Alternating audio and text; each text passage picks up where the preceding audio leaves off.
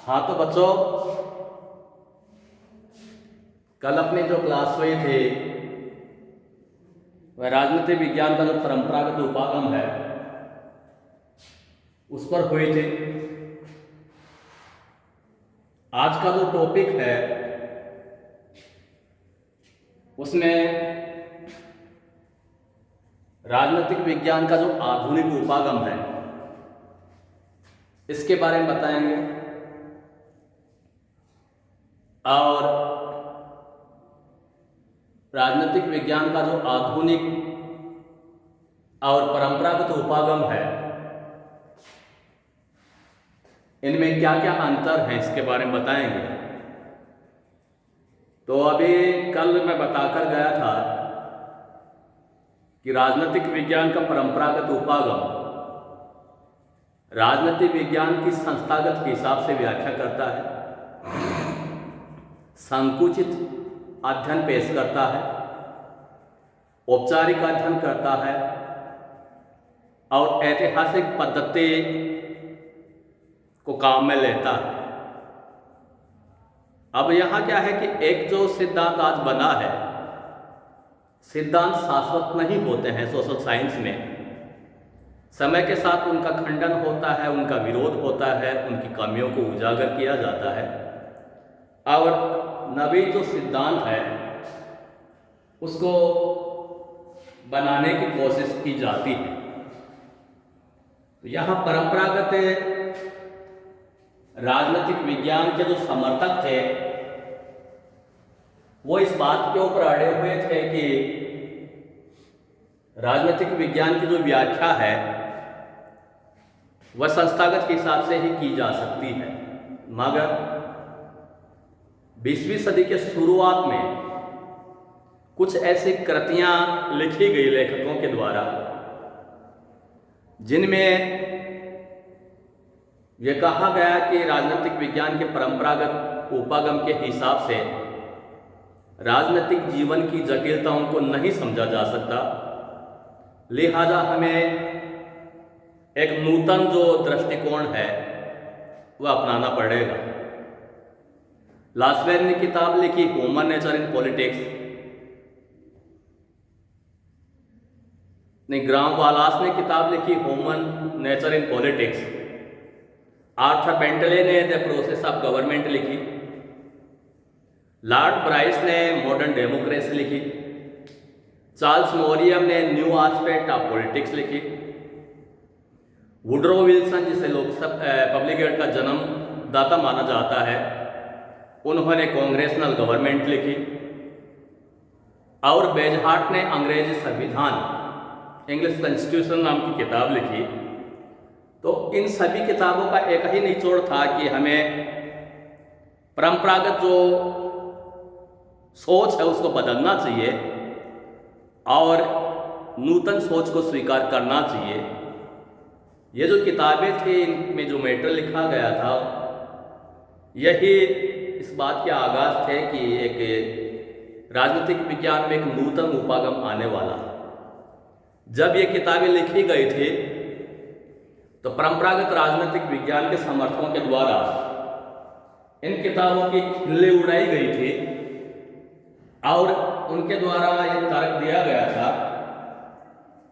कि इन ग्रंथों का कोई औचित्य नहीं है, मगर समय के साथ इन ग्रंथों का औचित्य बढ़ता गया और हम जब आपको व्यवहारवाद पढ़ाएंगे तब इन किताबों के बारे में ज़्यादा एक्सप्रेशन से बताएंगे। मगर यहाँ आप एक बात मान के चलिएगा कि राजनीतिक विज्ञान के परंपरागत उपागम और राजनीतिक विज्ञान के आधुनिक उपागम में कोई विभाजक रेखा नहीं है। जैसे इतिहास में ये लिखा गया है कि यहाँ तक एंशिएंट इंडिया चलेगा, उसके बाद में मेडिवल इंडिया आएगा, उसके बाद में मॉडर्न इंडियन हिस्ट्री आएगी। तो वहाँ बाकायदा विभाजक सन है, तिथियां हैं, मगर यहाँ राजनीतिक विज्ञान में इस संदर्भ में कोई विभाजक तिथि सन नहीं है। तो इसका मतलब यही माना जाना चाहिए कि जहां राजनीतिक विज्ञान का परंपरागत उपागम रुकता है, वहीं से राजनीतिक विज्ञान का आधुनिक उपागम शुरू होता है। और राजनीतिक विज्ञान के दोनों ही जो उपागम है वो इम्पोर्टेंट है। इसका मतलब यह नहीं कि राजनीतिक विज्ञान का परंपरागत उपागम निरर्थक है। राजनीतिक विज्ञान की जो शुरुआती जो व्याख्या है वो परंपरागत उपागम के द्वारा की गई, समय के साथ इसमें जुड़ता गया, आज भी जुड़ रहा है। तो राजनीतिक विज्ञान का आधुनिक उपागम, आधुनिक विद्वान ऐसी परिभाषाओं को जो राज्य और सरकार दोनों को राजनीतिक विज्ञान का केंद्र बिंदु बनाती है, अपर्याप्त समझते हैं। ये परिभाषाएं एक पुराने दृष्टिकोण की प्रतीक है, जिसमें शासन की औपचारिक रचना और उसकी कार्यप्रणाली के अध्ययन पर बल दिया जाता है।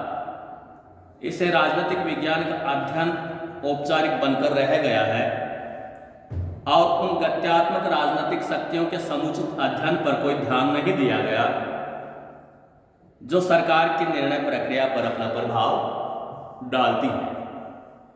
द्वितीय विश्व युद्ध के पश्चात राजनीतिक विज्ञान के अध्ययन में व्यापक परिवर्तन हुए, जिसका श्रेय अमेरिकी राजनीतिक वैज्ञानिकों को दिया जा सकता है। शिकागो विश्वविद्यालय के आचार्यों ने राजनीतिक विज्ञान को ज़्यादा से ज़्यादा विज्ञान बनाने का बीड़ा उठाया। चार्ल्स मोरियम, जिन्होंने न्यू एस्पेक्ट ऑफ पॉलिटिक्स लिखी थी, के नेतृत्व में राजवैज्ञानिकों के एक समूह ने राजनीतिक विज्ञान के समाजशास्त्र, मनोवैज्ञानिक, सांख्यिकी, अर्थशास्त्र व मानव शास्त्र जैसे मानव विज्ञान के विज्ञानों के निकट लाने का प्रयत्न किया। इससे राजनीतिक विज्ञान में तार्किक, अनुभववाद, गत्यात्मकता, व्यवहारवाद तथा समाजशास्त्रीय पद्धतियों का प्रयोग हुआ। आधुनिक राजनीतिक विज्ञान की प्रेरणा का दूसरा स्रोत मनोविज्ञान है।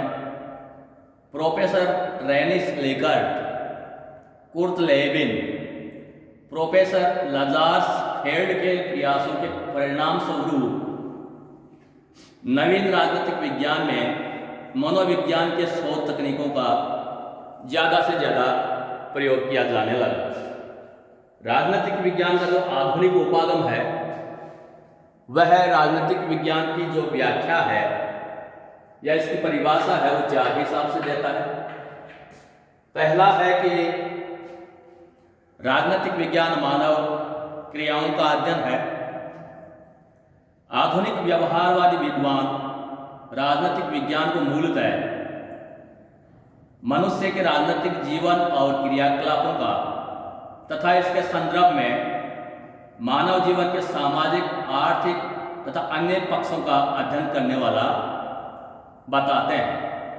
कैटलिन के अनुसार राजनीतिक विज्ञान संगठित मानव समाज से संबंधित है। राजनीतिक विज्ञान शक्ति का अध्ययन। आधुनिक राजनीतिक वैज्ञानिक के शक्ति को राजनीतिक विज्ञान की केंद्रीय संकल्पना मानते हैं। Charles Merriam, Lasswell, Catlin, Max Weber, Morgenthau आदि हैं। लासवेल शक्ति का सिद्धांत संपूर्ण राजनीतिक विज्ञान का एक बुनियादी सिद्धांत के रूप में बताते हैं। कैटलिन राजनीति को शक्ति का विज्ञान मानते हैं और गिल्ड तथा पामर मानते हैं कि राजनीतिक शक्ति एवं सत्ता के संबंधों के रूप में सबसे अच्छी प्रकार समझी जा सकती है। तीसरा है राजनीतिक विज्ञान राजनीतिक व्यवस्था का अध्ययन। डेविड स्टन तथा आमेंडा और पावेल यह मानते हैं कि राजनीतिक विज्ञान में राजनीतिक व्यवस्था का अध्ययन किया जाता है। राजनीतिक व्यवस्था की अवधारणा राज्य, सरकार और संविधान की अवधारणा से व्यापक है। राजनीतिक व्यवस्था के अंतर्गत राज्य और सरकार की औपचारिक संरचनाओं के साथ साथ उसको प्रभावित करने वाले अनौपचारिक तत्वों के अध्ययन को भी शामिल किया जा सकता है। डेविड ईस्टन राजनीतिक व्यवस्था को मूल्यों का आधिकारिक आवंटन से संबंधित मानते हैं। राजनीतिक विज्ञान निर्णय प्रक्रिया का अध्ययन। कतिपय आधुनिक विद्वान राजनीतिक विज्ञान को निर्णय निर्माण तथा निर्णय प्रक्रिया का अध्ययन करने वाला विज्ञान बतलाते हैं। यदि राजनीतिक विज्ञान सरकार का अध्ययन है और सरकार का मुख्य कार्य निर्णय करना है, तो राजनीतिक विज्ञान को निर्णय प्रक्रिया का अध्ययन करने वाला विज्ञान कहा जा सकता है। हार्बर्ट साइमन जैसे विचारक राजनीतिक विज्ञान को निर्णय निर्माण का विज्ञान मानते हैं। राजनीतिक विज्ञान यह सिखलाता है कि प्रशासन में निर्णय कैसे लिए जाते हैं और ज़्यादा प्रभावी ढंग से निर्णय कैसे लिए जाएं।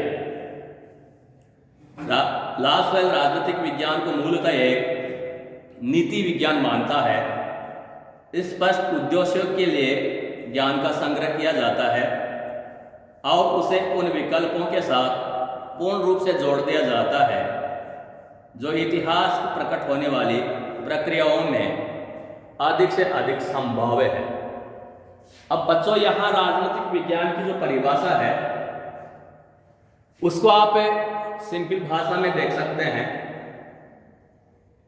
कि समाज विज्ञान का वह विषय जिसमें मानव जीवन के राजनीतिक पक्ष का और इस राजनीतिक पक्ष को प्रभावित करने वाले गैर राजनीतिक तत्वों का अध्ययन जिस विषय में, जिस अनुशासन में किया जाता है, उसे हम राजनीतिक विज्ञान कहते हैं। आज इतना ही। धन्यवाद।